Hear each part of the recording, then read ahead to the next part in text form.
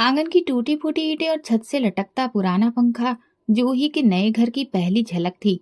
हाथों से मेहंदी का रंग अभी पूरी तरह उतरा भी नहीं था और सास की जुबान के जख्म गहरे होने लगे थे। उठो आलसी औरत, जब से आई हो बस आलस ही दिख रहा है। कुछ काम सीख भी लिया होता माँ बाप के घर पर। जूही ने चुपचाप पानी की बाल्टी उठाई और कोई भी जवाब नहीं दिया। उसे इस तरह की बातें सुनने की आदत थी, लेकिन ये जो लहजा था वो बिल्कुल नया था। संतोष, उसका पति रोज मजदूरी पर जाता।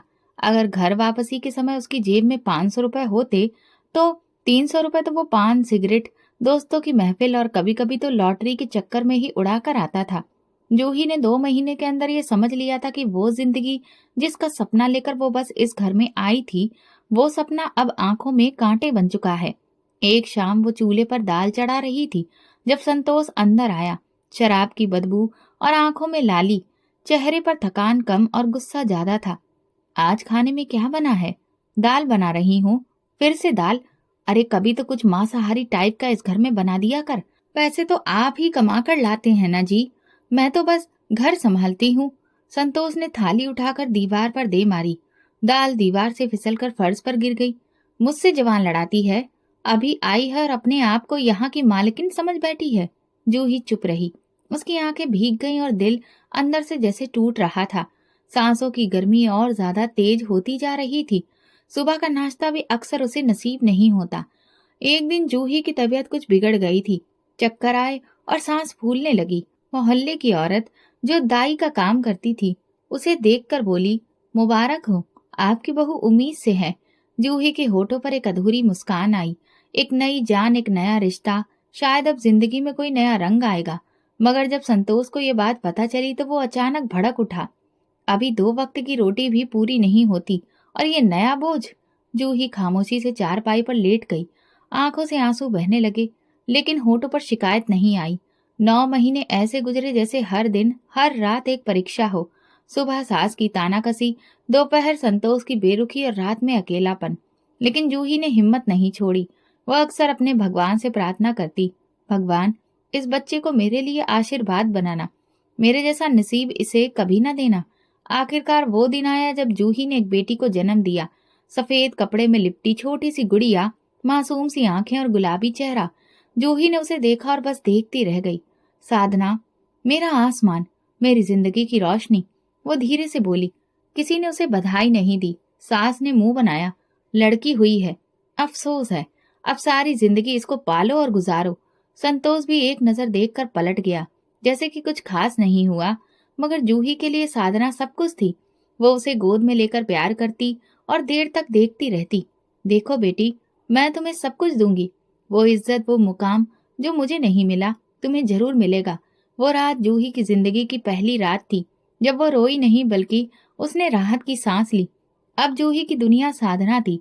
संतोष अब भी वैसा ही था, मगर जूही, अब वो चुपचाप सहने वाली औरत नहीं रही थी। अब हर ताने को बर्दाश्त करते हुए दिल में एक सपना संभाले थी, अपनी बेटी के अच्छे भविष्य का। संतोष की मौत अचानक हुई। सुबह रोज की तरह वो मजदूरी पर गया और शाम तक सिर्फ उसकी लाश घर पहुंची। बिजली का करंट लग गया था। शरीर काला पड़ चुका था। उसकी पहचान जेब में मौजूद एक कार्ड से हुई। पुलिस वाले लाश को घर छोड़ गए। जूही को तो समझ में ही नहीं आया कि वो रोना कहाँ से शुरू करे। 3 दिन तक मोहल्ले की औरतें साथ थीं।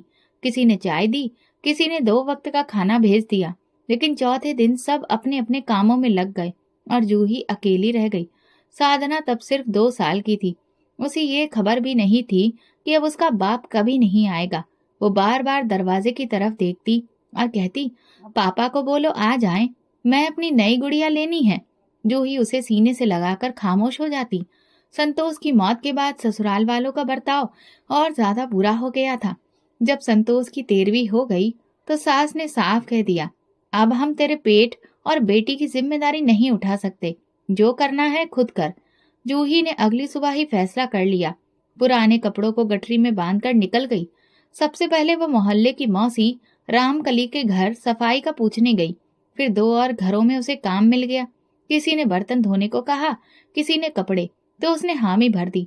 रोज सुबह सूरज निकलने से पहले वो साधना को पास के मोहल्ले में विधवा मौसी के पास छोड़ती और शाम को ले आती। मौसी को रोज वो 50 रुपए देती। देखो बिटिया, ये दुनिया बिना कीमत के तो कुछ भी नहीं देती है। धीरे धीरे जूही के हाथ फटने लगे थे और पैरों में खुरदरी परतें आ गई थी। सर्दियों में उंगलियों से खून रिसने लगता, लेकिन वो काम न छोड़ती। कभी कभी मजदूर औरतों का झुंड उसे भेड़ियों जैसा लगता, मगर वो चुपचाप अपने हिस्से का काम करती। एक दिन काम से वापस आई तो साधना बुखार में तप रही थी। मौसी ने बस इतना कहा, बच्चों को बुखार तो आता जाता रहता है।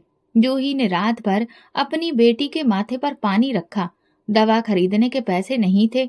सुबह काम पर गई और वापसी पर साधना के लिए दवा भी खरीदी और एक छोटी सी चॉकलेट भी दी। वक्त गुजरता गया। साधना ने होश संभाला तो स्कूल जाने की जिद करने लगी। जूही ने कुछ दिन सोचा, फिर मोहल्ले के सरकारी स्कूल में दाखिला कर दिया। फीस कम थी, लेकिन यूनिफॉर्म, किताबें और जूते का भी खर्च था। माँ, मेरे कपड़े साफ क्यों नहीं होते जैसे बाकी बच्चों के होते हैं? बेटा, हमारे कपड़े साफ दिल से होते हैं, बाहर के कपड़े तो धो ही जाते हैं। साधना खामोश हो जाती, लेकिन अगले दिन फिर पूछती। जूही ने एक दिन अपना दुपट्टा काटकर बेटी के लिए साफ रिबन बनाया। जूते पुराने थे, मगर पॉलिश करके नए जैसे कर दिए। स्कूल की हर मीटिंग में जूही सबसे आखिरी में जाती, क्योंकि उसे अपने कपड़ों से शर्मिंदगी होती थी। मगर साधना की मेहनत और प्रशंसा हर बार उसका सर ऊंचा कर देती थी। मैडम, आपकी बेटी तो बहुत समझदार है, एग्जाम में पूरे नंबर लेकर आती है। अपने टीचर की बातों को ध्यान से सुनना और उन्हें समझना दुनिया की सबसे बड़ी दौलत थी। मोहल्ले में कुछ लोग तारीफ करते, कुछ लोग ताना मारते। नौकरानी की बेटी क्या आसमान पर चढ़ेगी, जितना पढ़ लेगी आखिर में काम ही करेगी हमारे ही घरों में। जूही ऐसी बातों पर सिर्फ मुस्कुराती। वो जानती थी सपनों का वजन सिर्फ देखने वाला ही उठाता है। एक दिन साधना ने कहा, माँ, आप हर वक्त काम क्यों करती हैं? ताकि तुम एक दिन भी ये काम ना करो, बल्कि किसी ऑफिस में बैठी हो। साधना को अपनी माँ की बात शायद पूरी तरह से समझ नहीं आई, मगर वो अपनी कॉपी खोलकर पढ़ने लगी।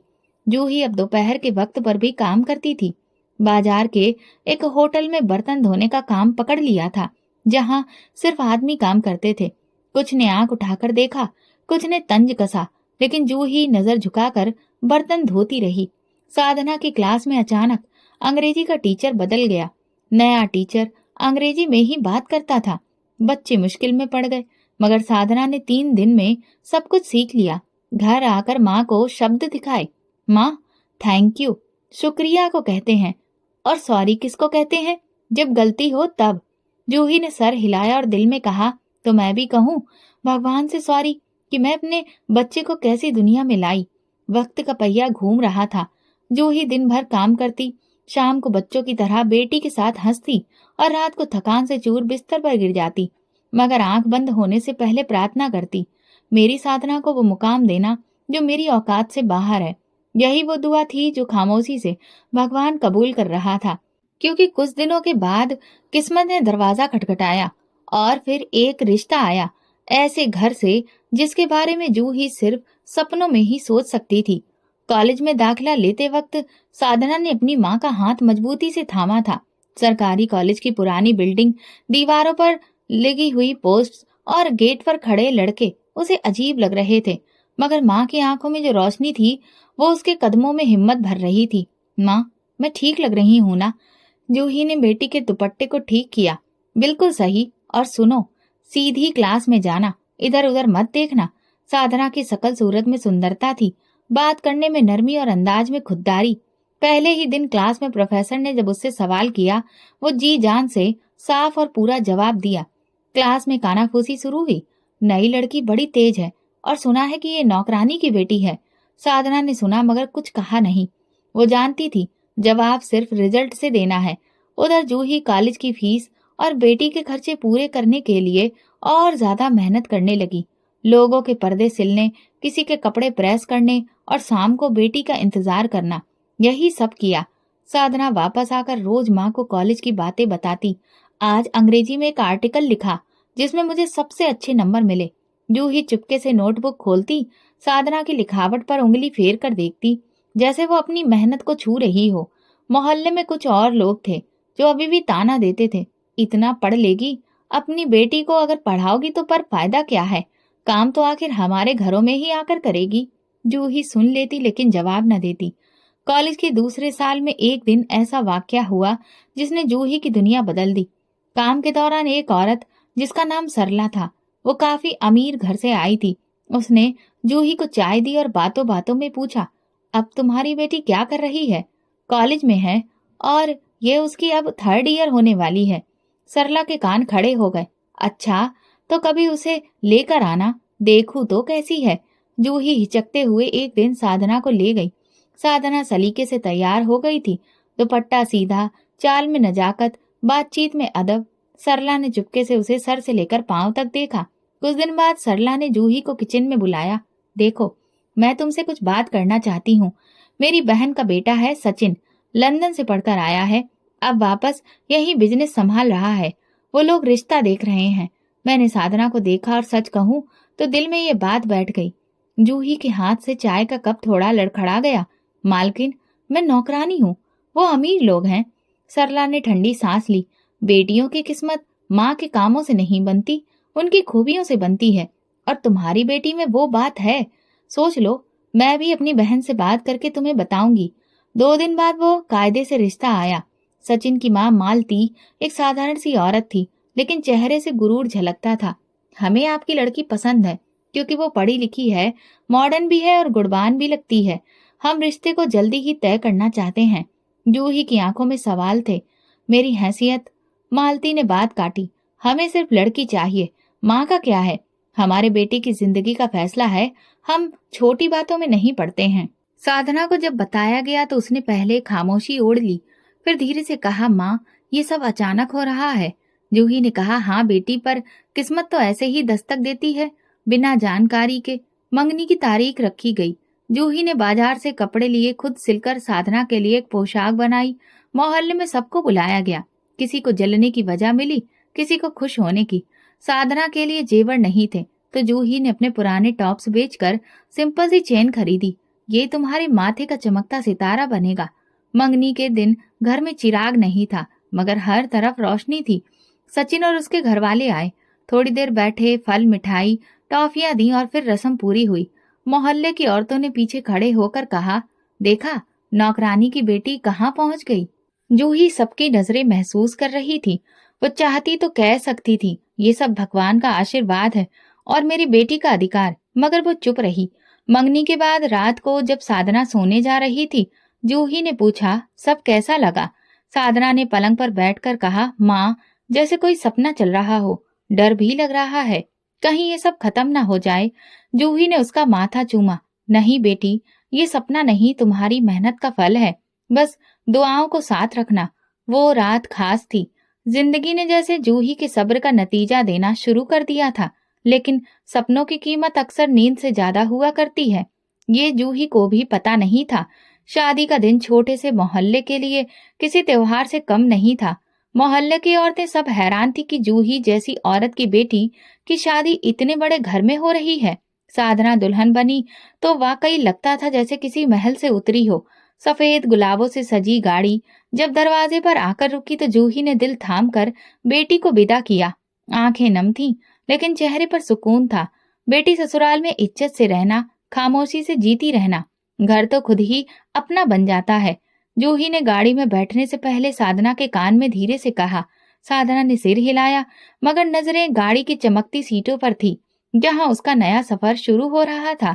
सचिन का घर शहर के सबसे महंगे इलाके में था। दरवाजे पर 2 गाड़ियां पहले से खड़ी थी और अंदर कदम रखते ही संगमरमर की ठंडक पांव को छू गई। नौकरानी ने आगे बढ़कर हाथ से बैग लिया और कहा, मेम साहब, आपका कमरा तैयार है। साधना ने पहली बार खुद को किसी और ही दुनिया का हिस्सा महसूस किया। शीशे की इमेज, पर्दे जिन पर सितारे झलक रहे थे। सचिन की माँ मालती ने मुस्कुराकर कहा, बेटी, ये तुम्हारा घर है, हमें उम्मीद है तुम सचिन का साथ अच्छी तरह निभाओगी। साधना ने सर झुका लिया। उसका दिल निश्चिंत था कि उसे यहाँ कोई कमी नहीं होने वाली। अगले कुछ दिन दावतों, मेहमानों और तस्वीरों में गुजर गए। महंगे कपड़े, जेवरात और हर वक्त ताजा फूलों की खुशबू ने उसके अंदर एक नई पहचान भर दी। दूसरी तरफ पुराने आंगन में बैठी खामोशी से बेटी की खाली चारपाई को जूही देखती रही। अगली सुबह उसने अपने हाथ से सिलाई की हुई चादर को तय किया और बाजार से 2 किलो मिठाई लाई। वो अपनी बेटी से मिलने जाना चाहती थी। पहले हफ्ते के दिन वो दिल में आशीर्वाद लेकर रिक्शे पर बैठकर सचिन के घर पहुंची। गेट पर खड़े गार्ड ने पूछा, क्या काम है? मैं अपनी बेटी से मिलने आई हूँ, साधना की माँ हूँ। गार्ड ने अंदर फोन किया, फिर इजाजत मिली। दरवाजा खुला, नौकरानी ने उसे ड्राइंग रूम में बिठाया। चमकते क्रिस्टल की मेज, बड़े सॉफ्ट सोफे और सामने रखी ट्रॉली पर सोने की चम्मच। जूही ने झिझक कर अपनी थैली से चादर और मिठाई निकाली। थोड़ी देर बाद साधना आई। जूही ने खुशी से उठकर उसे गले लगाया। माँ, आपको आने से पहले फोन करना चाहिए था। बेटी, पहली बार मिलने के लिए एक माँ बेटी से इजाजत ले। देख, तेरे लिए चादर सिली थी और ये मिठाई पिछले हफ्ते की बची थी ना। साधना ने चादर पकड़ी और खामोशी से सोफे पर रख दी। उसकी नजर दरवाजे की तरफ थी, जहां मालती खड़ी थी। माँ, ये सब ना लाया करो, यहाँ सब कुछ है। और प्लीज अगली बार थोड़ा ढंग से तैयार होकर आया करो। जूही के चेहरे पर लम्हा भर को कोई एक्सप्रेशन नहीं आया। फिर वो धीरे से बोली, ठीक है बेटी, जो तुम कहो। मालती ने चाय बनवाई, मगर जूही को पेश नहीं की। बस नौकरानी ने आकर कहा, बड़ी मैडम व्यस्त हैं, आपको साधना ने सबसे मिलने को कहा था। जूही ज्यादा देर न बैठी, वापसी पर रिक्शे में बैठी। उसकी आंखों में नमी आ गई। मोहल्ले में वापस आकर वो अपनी रोजाना की जिंदगी में फिर से घुल मिल गई। लोगों ने पूछा, कैसा लगा बेटी का ससुराल? जूही ने तुरंत जवाब दिया, बहुत खूबसूरत है। अगले दिन काम पर जाते वक्त सरला ने कहा, आपकी बेटी की तो किस्मत खुल गई, अब आपको काम की क्या जरूरत? जूही ने हल्की सी मुस्कुराहट के साथ कहा, काम तो जरूरत है मैडम, क्योंकि अब तो आदत बन चुकी है।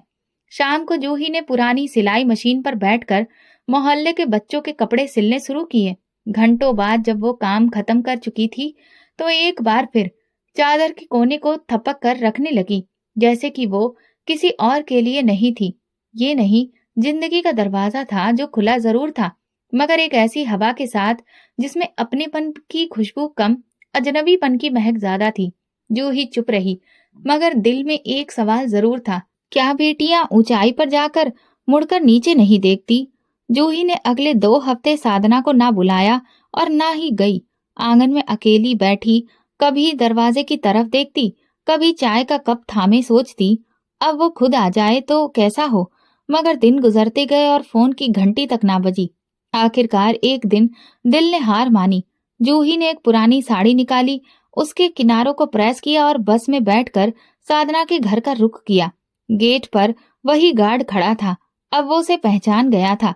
सब ऊपर हैं, अंदर जाकर बताता हूँ। नौकरानी ने दरवाजा खोला और उसे ड्राइंग रूम में बिठाया गया। थोड़ी देर के बाद साधना आई। जूही खड़ी हो गई। कैसी है मेरी बच्ची? ठीक हूँ माँ। आप अचानक यहाँ कैसे आ गई? बस मेरा दिल चाहा, बहुत दिन हो गए थे, सोचा तुम्हें देख लूं। आप चाय पिएंगी? हाँ, तुम्हारे हाथ की चाय तो पिए जमाना हो गया। मगर चाय नौकरानी लेकर आई। जूही ने कप थामा, मगर साधना ने उसे ड्राइंग रूम से किचन की तरफ ले जाकर बिठा दिया। यहाँ आराम से बैठो, मैं ड्राइंग रूम में मेहमान आए हुए हैं। जूही ने कुछ नहीं कहा, बस खामोशी से चाय पीने लगी। साधना के चेहरे पर अजनबीपन था, बातों में जल्दबाजी। चाय खत्म हुई तो साधना ने कहा, आपके लिए रिक्शा बुला दूं? नहीं बेटा, मैं खुद चली जाऊंगी। जूही ने दरवाजे की तरफ कदम बढ़ाए और पीछे मुड़कर भी नहीं देखा। अगले दिन वो काम पर थी जब एक पड़ोसन ने कहा, साधना बड़ी खुशनसीब निकली, मगर तुम क्यों ऐसे कपड़ों में उसके घर जाती हो? कुछ अच्छा पहन लिया करो। जूही ने हल्की सी मुस्कान से जवाब दिया, मेरे पास जो है वही पहन सकती हूँ। कुछ दिनों बाद साधना का फोन आया, माँ, अगली बार आप आए तो मतलब थोड़ा सा साफ सुथरे कपड़े पहन कर आया करें, यहाँ आसपास के लोग होते हैं और आपको देखकर। अब बस, आगे आप खुद ही समझदार हैं। जूही ने हाथ में पकड़े कपड़े तय करके रख दिए। ठीक है बेटी, जैसा तुम कहो। उसी रात उसने अपनी पुरानी साड़ी निकाली और धोकर सूखने डाल दी। उसके फटे किनारों को उसने काट कर बराबर किया। उसके चेहरे पर कोई गहरा भाव ना था, बस जैसे कोई पुराना दर्द फिर से सिल रही हो। अगले हफ्ते जब साधना से मिलने गई तो सचिन भी घर में था। जूही किचन में चाय पी रही थी जब दरवाजे के पीछे से आवाज आई, साधना, तुम्हारी माँ का इस तरह बार बार आना अच्छा नहीं लगता। वो माँ है सचिन। माँ है तो क्या हुआ, लोग सवाल करते हैं। वो नौकरानी लगती है, इसलिए अपनी माँ को रोको। तुम्हारी इज्जत मेरी इज्जत है। जूही के हाथ कांपने लगे। चाय का कप कहाँ गया उसे याद नहीं रहा। वो दरवाजे से बाहर नहीं निकली, बस वहीं बैठ गई। कुछ देर बाद साधना आई और कहा, माँ आप चलिए, सचिन बाहर जा रहे हैं। जूही ने नजरें झुका ली। बेटी तुम खुश हो? साधना ने कोई जवाब नहीं दिया, बस दरवाजा खोल दिया। रिक्शे में बैठकर वापसी पर जूही ने अपनी साड़ी का पल्लू देखा, जिस पर अभी पुराने धागे झांक रहे थे। उसने वही कपड़े बार बार पहने थे। शायद कुछ और था ही नहीं, या शायद वो कुछ और पहनने की इच्छा छोड़ चुकी थी। उस दिन के बाद वो कई हफ्तों तक साधना के घर नहीं गई। किसी ने पूछा, साधना की सास ने कुछ कहा है क्या? जूही ने सिर्फ इतना कहा, बेटियां जब खुश हों तो माँ का काम सिर्फ आशीर्वाद देना होता है। मोहल्ले में साधना की नई जिंदगी की बातें होने लगी। कोई बोला, बड़ी तरक्की कर ली है, अब अपनी माँ को पहचानती भी नहीं होगी। जूही सब सुनती और चुप रहती। एक दिन बाजार से लौटते हुए जूही ने खुद से सवाल किया, क्या माँ सिर्फ इतनी ही रह जाती है, परछाई का एक दरवाजा जो कभी खटखटाया जाए, कभी नजरअंदाज कर दिया जाए? उसका जवाब उसके पास नहीं था, सिर्फ खामोशी थी। और शायद ये वही सबसे मजबूत जवाब था। जूही खुद को रोज के काम में व्यस्त रखती थी, जैसे वक्त को थामने की कोशिश कर रही हो। सुबह सवेरे कपड़े सिलने बैठ जाती और शाम को कुछ वक्त मंदिर के बाहर लंगर में गुजारती। मोहल्ले की एक विधवा औरत ने कहा, जूही अब तो आराम कर लिया करो, इतनी भाग दौड़ क्यों? जूही ने धीरे से कहा, जब दिल खाली हो तो हाथों को व्यस्त रखना ही बेहतर होता है। साधना को अब हफ्ते दर हफ्ते गुजर गए थे, लेकिन वो माँ की खबर नहीं लेती। कभी कभार फोन आता, मगर बात सिर्फ औपचारिकता में होती। माँ मैं अभी आउटिंग पर आई हूँ, बाद में बात करती हूँ। या माँ आजकल दिल में शॉपिंग पर निकल रही हूँ, वक्त नहीं मिलता। जूही सिर्फ इतना कहती, अच्छा बेटी खुश रहो। एक दिन मोहल्ले के बच्चे जूही के घर पर खेल रहे थे, तो एक बच्ची ने पूछा, मौसी आपकी बेटी कहाँ रहती है? जूही ने मुस्कुराकर जवाब दिया, बहुत दूर। बच्चियां खेलने में व्यस्त हो गईं। जूही की नजरें उनके चेहरों पर जमी रहीं। हर चेहरे में उसे कभी साधना की मासूमियत, कभी बचपन की मुस्कान नजर आती। मगर उसकी अपनी बेटी अब उसकी पहुंच से बाहर जा चुकी थी, जहां माँ की परछाई भी नहीं पहुंचती। उधर साधना की जिंदगी अब एक अलग दुनिया बन चुकी थी। सचिन के साथ ब्रांडेड कपड़ों की शॉपिंग, महंगे रेस्टोरेंट्स में तस्वीरें और सोशल मीडिया पर पोस्ट की जाने वाली नई जिंदगी, सब कुछ एक शो की तरह था, जिसमें सच्चाई कम और नुमाइश ज्यादा थी। Look at this bag, it's from Italy, वो अपने दोस्तों को दिखाती। और जब कोई पूछता, तुम्हारी माँ क्या करती है, तो वो बात बदल देती। बस इतना कहती, वो छोटे शहर में रहती हैं, पुरानी सोच की हैं। एक दिन सचिन ने मजाक में पूछा, तुम्हारी माँ अब आती क्यों नहीं? साधना ने कंधे उचकाकर कहा, क्या करें, थोड़ा एम्बैरेसिंग होता है।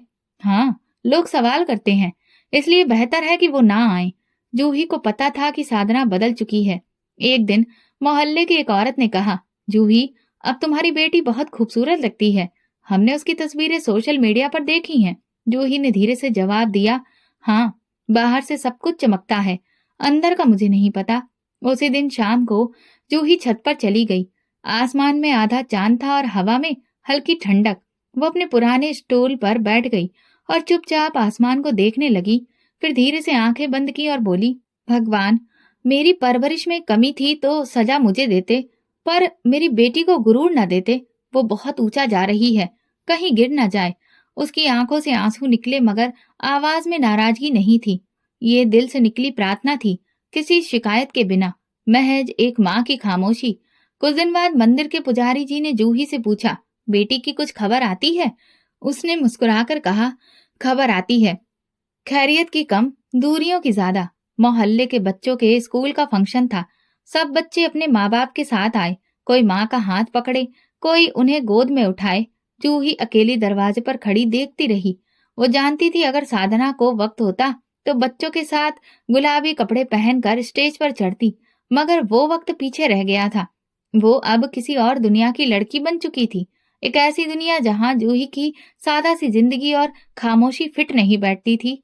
और जूही चुपचाप अपनी दुनिया में लौट चुकी थी, जहां दुआओं में आवाज नहीं होती, मगर असर जरूर होता है। वो दिसंबर की एक सर्द सुबह थी, जब जूही को बुखार ने घेरा। पहले उसे लगा कि ये थकान है, इस वजह से शरीर हल्का गर्म है, एक दिन में ठीक हो जाएगा। लेकिन सांसें भारी होने लगी, खांसी के साथ सीना जलने लगा। वो सारे काम छोड़कर बिस्तर पर बैठ गई। मोहल्ले की एक औरत जो उसके पास आती थी, उसने देखा कि जूही बहुत थकी लग रही थी। बुखार 40 के करीब जा चुका था और शरीर पसीने में भीग चुका था। शाम को कुछ पड़ोसी उसके घर आए। किसी ने उसके माथे पर हाथ रखा तो किसी ने दवाई दी। फिर एक ने कहा, इसे तो अस्पताल ले जाना होगा, अगर ये यहीं पड़ी रही तो सांसें बंद हो जाएंगी। रिक्शे का इंतजाम किया गया। दो औरतों ने जूही को चादर में लपेटकर सहारा दिया। अस्पताल पहुंचकर इमरजेंसी में उसे एडमिट कराया गया। डॉक्टर ने चेकअप के बाद कहा, फेफड़ों में इन्फेक्शन है, तुरंत इलाज शुरू करना होगा। मगर दवा के लिए बिल की जरूरत थी। जूही के पास तो कुछ भी नहीं था। उसकी छोटी सी थैली में सिर्फ एक 50 का नोट और जूस था। नर्स ने पूछा, इसके साथ कौन है? पड़ोसन ने कहा, इसका कोई नहीं है, बेटी है मगर दूर रहती है, लेकिन उसे फोन कर देते हैं। मोहल्ले की ही सरला ने जूही के पुराने बटन वाले फोन से साधना का नंबर निकाला और फोन मिलाया। फोन साधना ने उठाया। बेटी, तुम्हारी माँ बीमार है, वो अस्पताल में है, उसे बहुत तेज बुखार है, थोड़ा कुछ खर्चा होगा, तुम लोग आ सकते हो? साधना एक लम्हे को खामोश हुई, फिर बोली, माँ ठीक हो जाएगी, हम थोड़ा व्यस्त हैं आजकल, दुआ करिए कि सब ठीक हो। और उसने फोन काट दिया। सरला ने फोन नीचे रखा और बाकी औरतों को देखा। सबकी नजरें झुकी हुई थीं। एक ने कहा, अब क्या करें? सरला ने अपने पर्स से 500 रुपए निकाले। फिलहाल इलाज शुरू करवाते हैं, आगे भगवान जाने। अस्पताल के कमरे में जूही बेहोशी की हालत में लेटी थी। उसकी सांसें तेज चल रही थी। कुछ देर बाद जब दवा लगी तो जूही ने धीरे से आंखें खोली। धुंधली रोशनी, सफेद छत और कमरे में अजीब सी खामोशी थी। गारंटी नहीं, कोई चेहरा पहचान में नहीं आया। फिर उसने अपने हाथों को देखा, वही हाथ जिन्होंने बेटी को उंगली पकड़कर चलना सिखाया था, अब कमजोरी से कांप रहे थे। हाथों पर अजीब से निशान थे। हे भगवान, ये वही हाथ है ना जिनसे मैंने अपने बच्चों को रोते वक्त गोद में लिया था? किसी ने जवाब नहीं दिया।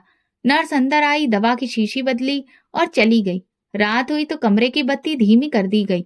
बाहर से गुजरने वाले कदमों की आवाज आती रही, लेकिन जूही के पास कोई नहीं आया। पड़ोसियों ने अगले दिन दोबारा फोन करने के बारे में सोचा, मगर सरला ने मना कर दिया। जिसके दिल में प्यार ना हो, उससे उम्मीद क्या रखना? जूही की आंखों में बार बार वो लम्हे आते जब साधना स्कूल से आई और वो दरवाजे पर खड़ी उसका इंतजार करती। वो गुड़िया, वो स्कूल बैग, वो चॉकलेट जो वो काम से बचाकर लाती थी, अब याद आ रहा था। अब वो कहाँ है? जूही ने खुद से सवाल किया और आंखें छत पर जमा दी। एक नर्स जो हमदर्द सी लगती थी रात को आई। उसने प्यार से पूछा, माँ हो किसी की? जूही ने धीरे से सिर हिलाया और जवाब दिया, बेटी है, लेकिन व्यस्त है। नर्स ने चुपचाप कंबल ठीक किया और कहा, व्यस्तता अक्सर रिश्तों से बड़ी हो जाती है आजकल। सुबह अस्पताल के कर्मचारियों ने दवाएं बदली, रिपोर्ट बनाई और जूही की हालत कुछ अच्छी होने लगी। लेकिन उसका दिल वो भी बीमार था। खामोशी का वो मरीज जिसका कोई हाल पूछने ना आए तो वो अपनी बीमारी से जल्दी से ठीक नहीं होता। जूही की तबीयत थोड़ी ठीक हो गई थी, लेकिन वो खामोश हो चुकी थी। वक्त गुजरा, जूही अकेले ही खुद को देख रही थी। उसके हाथ कमजोर थे, लेकिन वो प्रार्थना के लिए उठे। अस्पताल से वापसी पर जूही ने घर में कदम रखा तो सब कुछ वैसा ही था, खामोश, साधारण और तन्हा। बिस्तर पर वही पुरानी चादर, किचन में वही बर्तन और आंगन में वही फीकी रोशनी। लेकिन अब कुछ बदल चुका था। जूही की आंखों में वो उम्मीद बाकी नहीं थी जो बेटी को दरवाजे पर नजर ढूंढा करती थी। एक दिन वो मंदिर के बाहर जा बैठी, कुछ देर चुप रही, फिर मंदिर के अंदर गई। वो पहले भी कई बार वहां से गुजरी थी, लेकिन कभी अंदर नहीं गई थी। उस दिन दिल ने कहा, इंसानों के दरवाजे पर जा जाकर थक गई हूँ, अब भगवान के दरवाजे पर बैठी हूँ। मंदिर के अंदर कुछ लोग भिखारियों को लंगर बांट रहे थे। किसी के हाथ में चावल, किसी के पास सब्जी, कोई पानी दे रहा था। जूही चुपचाप उनके साथ देने लगी। उसके हाथों में वही कमजोरी थी, लेकिन चेहरे पर सुकून था। पास बैठी एक भिखारिन ने पूछा, दीदी पहली बार आई हो? जूही ने धीरे से कहा, हाँ, अब सोच रही हूँ कि बस भगवान के नाम पर जीना है। वो भिखारिन मुस्कुरा दी, ठीक कहा, इंसानों से उम्मीद टूटती है लेकिन भगवान से नहीं। अगले कई दिन जूही मंदिर जाती रही। कोई उसे दीदी कहता, कोई माँ जी कहता। कुछ दिन बाद लोग उससे राय लेने लगे, जैसे उसकी खामोशी में कोई दुआ छुपी हो। एक दिन मंदिर में लंगर बांटते हुए जूही की नजर एक औरत पर पड़ी। वो सबसे आखिरी कोने पर बैठी थी, चादर में लिपटी हुई, चेहरा पूरी तरह से ढका था, सिर्फ हाथ दिख रहे थे जो जले हुए लगते थे, और वो अजीब सी झिझक रही थी। जब उसकी बारी आई तो जूही ने चावल बढ़ाते हुए कहा, बेटी ये लो। औरत ने सिर झुकाकर हाथ आगे बढ़ाया, चावल ली और बिना कुछ कहे पलट गई। जूही ने पीछे से देखा, वो भिखारिन बाकी सबसे अलग थी, न मांगती थी न नजर उठाती थी, बस चुपचाप आती, रोटी लेती और गायब हो जाती। अगले दिन जूही जल्दी पहुंची और लंगर में सबसे पहले उस औरत के लिए अलग से थोड़ा मीठा रखा। जब भिखारिन आई तो जूही ने चावलों के साथ एक छोटा सा मीठा लड्डू भी रख दिया और कहा, ये खास तुम्हारे लिए रखा था। औरत ने पलट कर नहीं देखा, मगर हाथ कांपे और फिर जैसे आंखों से आंसू टपकने ही वाले हों, उसने चादर के अंदर चेहरा नीचे कर लिया। जूही ने एक लम्हे को रुककर खुद से कहा, ना जाने क्यों उसे देखकर दिल बेचैन सा हो जाता है, जैसे कि कोई अपना हो जो बहुत दूर हो गया हो। उस दिन के बाद वो भिखारिन रोज आने लगी और जूही रोज उसके लिए कुछ अलग रखती। कभी जो भी बना हो थोड़ा ज्यादा, तो कभी मीठा, कभी बस आशीर्वाद। लेकिन वो औरत कभी बोलती नहीं थी, सिर्फ नजरें झुकाकर सब ले जाती। एक दिन जब सब लंगर बांट चुके थे और भिखारी चले गए तो जूही कुछ देर वहीं बैठी रही। उसके पास बैठे एक भिखारी ने कहा, वो जो नकाब वाली है ना, वो नई है, पिछले कुछ हफ्तों से आ रही है, बोलती नहीं पर रोज आती है। जूही ने पूछा, कभी बताया उसने कि कहाँ से आई है? भिखारी ने सिर हिलाया, नहीं कुछ नहीं बताया, बस आती है, रोटी लेती और गायब हो जाती है। जूही उस रात देर तक जागी, बार बार वही भिखारिन उसके मन में आती रही, उसके झुके कंधे, पर्दे में छुपा चेहरा। उसे लगा जैसे वो आंखें वो पहले भी देख चुकी है, कहीं किसी और जिंदगी में। अगले दिन वो मंदिर पहुंची तो वो भिखारिन पहले से बैठी थी। जूही ने चुपचाप उसके पास जाकर बैठने की कोशिश की, मगर वो औरत थोड़ा दूरी पर हो गई। जूही ने मुस्कुराकर कहा, मैं तुम्हें कुछ कहना चाहती हूँ, अगर तुम सुनना चाहो। औरत ने कोई जवाब नहीं दिया, बस सिर झुकाए रही। जूही ने बस इतना कहा, अगर कभी दिल करे तो आकर बैठ जाना मेरे पास, खामोशी भी बहुत कुछ कह जाती है, तुम बस सुन लेना उसे। भिखारिन ने धीरे से चावल का डिब्बा उठाया और खामोशी से मंदिर के दरवाजे से बाहर निकल गई। वो कभी जूही से आंखें नहीं मिलाती थी, हमेशा सिर नीचा रखती थी। जूही ने नजरें नीचे करके कहा, ये खामोशी कुछ कहती है पर समझ नहीं आती। दिल के किसी कोने में हलचल थी, जैसे कोई पहचान सदियों बाद सामने आ रही हो। वो नहीं जानती थी कि आने वाले दिनों में ये खामोशी एक ऐसा तूफान बन जाएगी जो सब कुछ बदल देगी। मंदिर में रोजाना की तरह चावल बनते जा रहे थे। जूही हमेशा की तरह सबसे आखिर में बैठी रहती ताकि उसे भिखारिन के आने पर नजर रख सके। वो चादर में लिपटी खामोश औरत हर दिन एक ही अंदाज में आती, झुकी हुई गर्दन, खामोश कदम, कांपते हाथ। उस दिन जूही ने जब चावल परोसे तो भिखारिन की आंखें एक लम्हे को उठी। पर्दे के पीछे से वो नजर मिली और जूही चौंक गई। वो आंखें कहीं देखी हुई थी, किसी बहुत पुराने पल में। जूही ने दिल में सोचा, मैंने ये आंखें कहाँ देखी हैं। इसके बाद वो सारा दिन बेचैन रही। उसने रात का खाना भी नहीं खाया और कुछ पुराने एल्बम निकाले, साधना के बचपन की तस्वीरें, कॉलेज की, मंगनी के दिन की। जूही बार बार उन तस्वीरों को देखती रही, वही आंखें, वही गर्व, वही उदासी। अगले दिन उसने फैसला किया कि वो अपनी बेटी से मिलने जाएगी। सालों गुजर चुके थे, उसकी कोई खबर नहीं थी। वो खुद चली गई उस इलाके में जहां साधना का ससुराल था। गेट वही था, पुरानी रौनक की जगह धूल थी और लॉन में कोई फूल नहीं था। दरवाजा खटखटाया तो एक अजनबी नौकर बाहर आया। जूही ने पूछा, ये सचिन साहब का घर है ना? नौकर ने सिर हिलाया, पहले था, अब तो 2 साल हो गए। बोलो, वो लोग यहाँ से जा चुके हैं, कहते हैं देश से बाहर शिफ्ट हो गए हैं। जूही ने सुना तो जैसे जमीन हिल गई। बेटी भी चली गई। नौकर ने कंधे उचकाते हुए कहा, सभी चले गए, अब यहाँ कोई नहीं रहता। जूही वापस लौटी तो उसके कदम भारी हो चुके थे। दिल के अंदर कोई दरवाजा खुल रहा था और उसके पीछे एक मनहूस सन्नाटा फैला था। तीसरे दिन धूप तेज थी, लेकिन हवा भी तेज थी और धूल उड़ रही थी। जूही आज जल्दी आई थी, शायद बेचैनी कुछ ज्यादा थी। भिखारिन आई तो तेज हवा ने उसकी चादर एक लम्हे को उड़ा दी। जूही ने फौरन देखा और दंग रह गई। उस चादर के एक कोने पर पुरानी कढ़ाई दिखी जो उसने खुद साधना के दहेज के लिए बनाई थी। सुर्ख और सुनहरे धागे से कड़ा हुआ वही गुलाब जिसकी पत्तियों के बीच उसने साधना का पहला नाम छाप कर काढ़ा था। जूही के हाथ से चावल की थाली नीचे गिर गई। भिखारिन ने अपना पर्दा ठीक किया और पीछे हटने लगी। जूही ने धीरे धीरे कदमों से उसके पास जाकर कहा, बेटी तुम कौन हो? बेकारिन ने कोई जवाब नहीं दिया, बस खड़ी रही, जैसे जमीन से जुड़ी और जुबान बंद हो। उसने दोबारा पूछा, मेरा नाम जूही है, तुम मुझे पहचानती हो ना? बेकारिन ने सिर्फ आंखें बंद की और एक आंसू टपका। वो आंसू चेहरे के जले हुए हिस्से पर बहा और जूही की खामोशी चीख में बदल गई। अंदर वो कुछ बोलना चाहती थी, लेकिन शब्द गले में अटक गए। कदम पीछे हटे और वो देर तक बस भिकारिन को देखती रही, जो अब धीरे धीरे दरवाजे की तरफ बढ़ रही थी। अगले दिन जूही दोबारा मंदिर गई, लेकिन भिकारिन नहीं आई। वो सारा दिन बैठी रही, चावल बनते रहे, नजर दौड़ती रही, लेकिन वो चादर, वो पर्दा, वो झुकी गर्दन कहीं नजर नहीं आए। रात को जूही छत पर बैठी, उसने आसमान को देखा और दिल में सोचा, भगवान, अगर वो मेरी साधना है तो मुझे हिम्मत देना सच्चाई सुनने की, और अगर नहीं है तो मुझे वो सुकून दे जो मैं बरसों से ढूंढ रही हूँ। दिल के अंदर कोई दरवाजा बंद नहीं था, सिर्फ खामोशी थी, एक ऐसी खामोशी जिसका चेहरा अब जाना पहचाना लगता था। और अगली सुबह वो फैसला कर चुकी थी, अब सवाल नहीं करेगी, सिर्फ उसके पास जाएगी, क्योंकि माँ की फितरत सवाल नहीं, बस पहचान होती है। और जूही पहचान चुकी थी।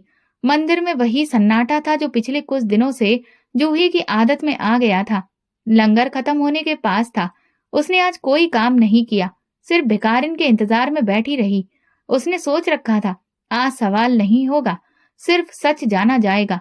और फिर वो आई, वही चादर, वही नकाब, वही खामोश कदम। जूही ने धीरे से आगे बढ़कर चावल का कटोरा उसके हाथ में दिया। दोनों के हाथ एक पल को छुए और वो लम्हा जैसे सदियों में बदल गया। जूही ने नजरें झुकाए भिकारिन से कहा, मेरी बेटी जैसी लगती हो तुम। क्या तुम साधना हो? भिकारिन के हाथ कांपने लगे। कटोरे से कुछ चावल नीचे गिर गए। वो पल भर को सदमे में खड़ी रही, फिर पर्दे के पीछे से आंखें जूही की तरफ उठी, और वो आंखें नम थीं, हिलती हुई, लेकिन जुबान से कोई शब्द नहीं निकला। फिर बहुत धीरे से उसने नरमी से सिर हिला दिया। जूही की सांस जैसे रुक गई। तो तुम ही हो मेरी साधना। अब कोई इनकार नहीं था। साधना ने धीरे से पर्दा थोड़ा सा हटाया। चेहरे पर जले निशान थे, आंखों के नीचे हल्के गहरे घेरे थे, होंठ सूखे और सफेद। लेकिन जूही को वही बेटी नजर आई जो बरसों पहले दुपट्टे में लिपटी उसके गले लगकर स्कूल की पहली रिपोर्ट कार्ड लाई थी। जूही ने कदम आगे बढ़ाया। क्यों बेटी, क्या हुआ तुम्हें? साधना की आवाज टूटी हुई निकली। माँ, सचिन ने मुझे तलाक दे दिया। एक दिन कहा, तुम मेरे स्टैंडर्ड की नहीं हो। बाहर की दुनिया दिखाकर अंदर की दुनिया उजाड़ दी। जूही खामोश खड़ी रही, आंखों में हैरत, दिल में जख्म। साधना ने जमीन पर बैठते हुए कहा, ससुराल वालों ने दरवाजा बंद कर दिया। मैं रो रो कर मिन्नतें करती रही, लेकिन उन्होंने कहा, अब तुम हमारे बेटी की इज्जत के काबिल नहीं। दोस्तों को फोन किया, सबने ब्लॉक कर दिया। कोई वापस देखने तक नहीं आया। जिनको मैं समझती थी कि मेरे साथ हैं, वे सब लोग तमाशा ही निकले। जूही खामोश सुनती रही। चेहरे पर सन्नाटा था, लेकिन आंखों में नमी आने लगी। साधना ने सिसकते हुए कहा, मैंने आपको नजरअंदाज किया, आपको शर्मिंदा किया। मुझे लगा मैं बहुत ऊंची जगह पर हूँ, लेकिन वक्त ने मुझे वहीं पर लाकर खड़ा किया जहां कभी आपको देखा था।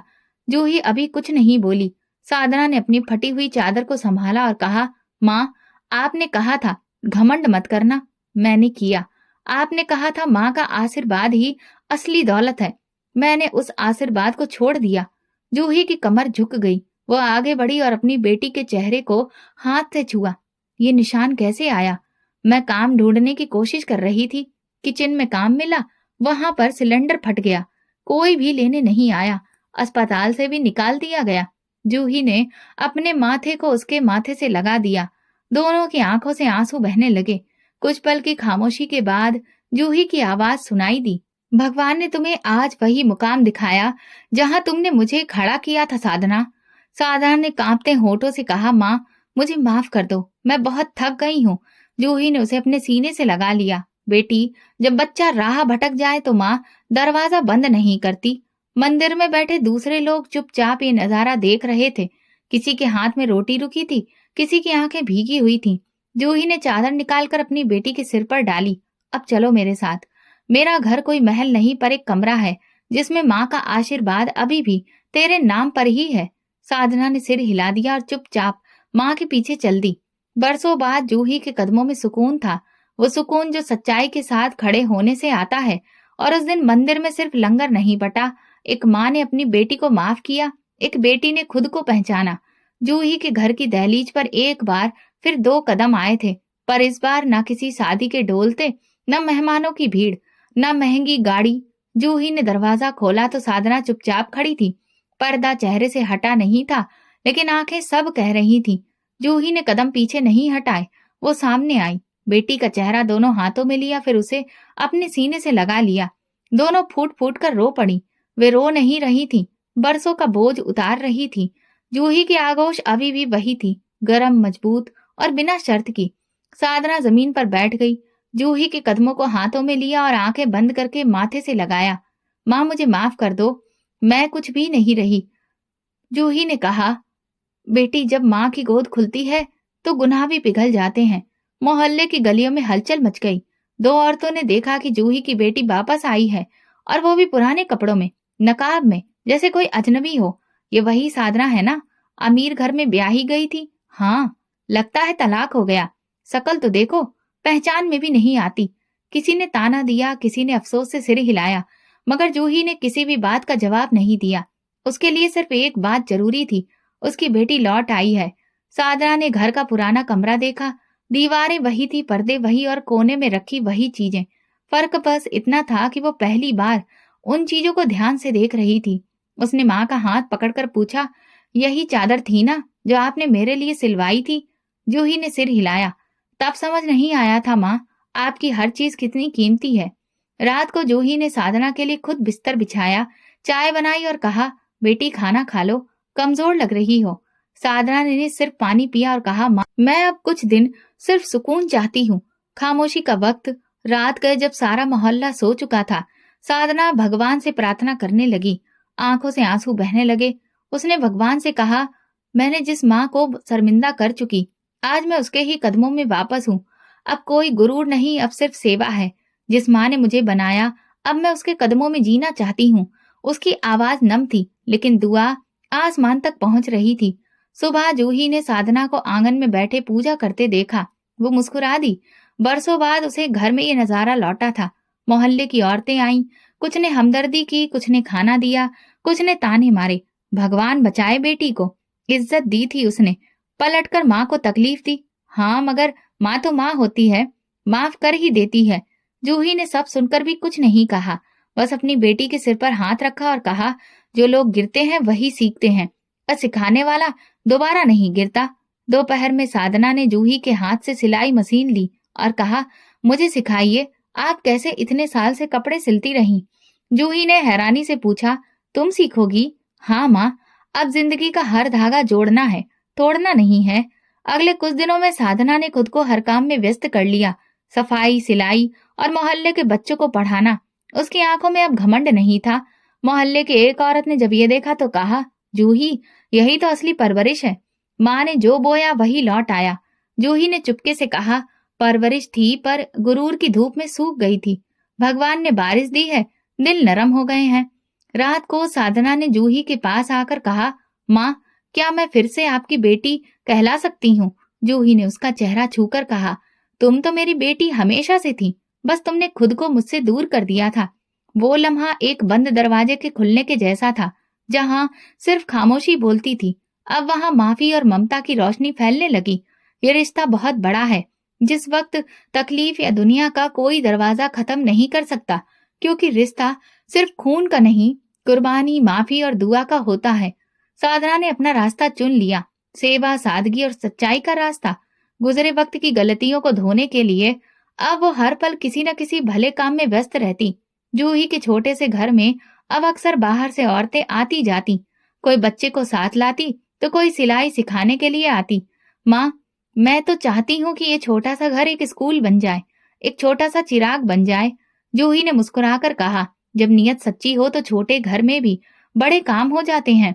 साधना ने गरीब औरतों के बच्चों के लिए घर के आंगन में एक पुराना तख्त रखवा दिया, जहाँ वो रोज शाम को पढ़ाती। एक दिन एक बच्ची ने पूछा, आपने पढ़ाई कहाँ से की दीदी? साधना ने कुछ देर सोचकर कहा, एक माँ के आंचल तले, जिसने सब कुछ दिया और बदले में कुछ ना मांगा। जूही रोज उसके साथ बैठती, कभी बच्चों को संभालती, कभी धागा चलाती, कभी चाय बनाती। अब घर की दीवारें वही थी मगर अंदर का माहौल प्यार और दुआओं से भरा था। एक दिन साधना ने जूही से कहा, माँ, अब मैं दोबारा मंदिर जाना चाहती हूँ। इस बार शर्मिंदा होकर नहीं बल्कि सिर उठाकर। जूही ने जवाब दिया, पहले भी सिर झुकाने का मकसद गुरूर नहीं था। वही झुका हुआ सिर अब इज्जत का निशान बनेगा। दोनों माँ बेटी मंदिर पहुंची, वही जगह जहाँ कभी साधना चादर में लिपटी चुपचाप आई थी। अब वो सबसे पहली कतार में बैठी थी और फिर लंगर बांटना शुरू किया। वो एक हाथ में चावल रखते वक्त हर चेहरे को ध्यान से देखती और खामोशी से दिल में प्रार्थना करती, भगवान, इनके चेहरे पर कभी गुरूर न आने देना। कुछ पुराने भिखारियों ने पहचान लिया मगर किसी ने कुछ न कहा, बस हाथ जोड़कर दुआ दी। दीदी, आज आपके चेहरे पर चमक है, वो चमक जो भगवान के आगे झुकने से आती है। जूही थोड़ा दूर बैठी देख रही थी। उसकी आंखों में सुकून था, चेहरे पर शुक्र और दिल में इत्मीनान। जब लंगर खत्म हुआ, सब लोग जा चुके थे, तो जूही ने भगवान से कहा, आपने मेरी बेटी को मुझसे छीनकर वापस मेरी गोद में डाल दिया। सिर्फ माँ की गोद ही वो जगह है जहाँ इंसान सच्ची माफी मांगता है। साधना ने पीछे से आकर अपनी माँ का हाथ थाम लिया। माँ, मैं अब कभी दूर नहीं जाऊंगी। इस कहानी से हम ये सबक लेते हैं कि माँ की दुआ कभी बेकार नहीं जाती और गुरूर जितना भी ऊंचा जाए, अंजाम उतना ही नीचा होता है। असली इज्जत दुनिया की नहीं, माँ के कदमों की होती है। तो दोस्तों, अगर आपको हमारी कहानी पसंद आई हो तो कमेंट करके जरूर बताएं। वीडियो को लाइक करें और ज्यादा से ज्यादा शेयर करें। अगर आप चैनल पर नए हैं तो सब्सक्राइब जरूर करें और नोटिफिकेशन बेल दबाएं ताकि अगली अपडेट सबसे पहले आपको मिले। धन्यवाद।